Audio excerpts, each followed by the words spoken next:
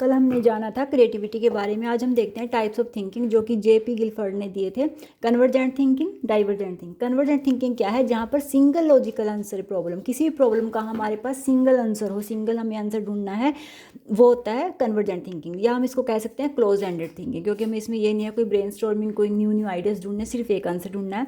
जैसे हमारे पास एग्जाम्पल्स आप क्लियर समझोगे, मल्टीपल चॉइस टेस्ट हो गए, fill in the blanks question हो गए, ट्रू फॉल्स क्वेश्चन हो गए, definition question is all are example of convergent thinking.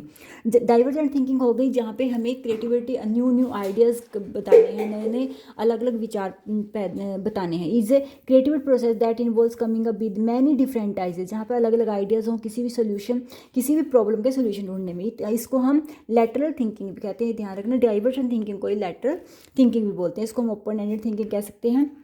Example है जैसे ब्रेन स्टॉर्मिंग। ब्रेन स्टॉर्मिंग आ जाएगा जब हम एक ही चीज़ के अलग अलग आइडियाज सोचते हैं, ठीक है। कोई भी कम प्रॉब्लम का सोल्यूशन है किस तरीके से भी हो सकता है, अलग अलग तरीके से ढूंढते हैं।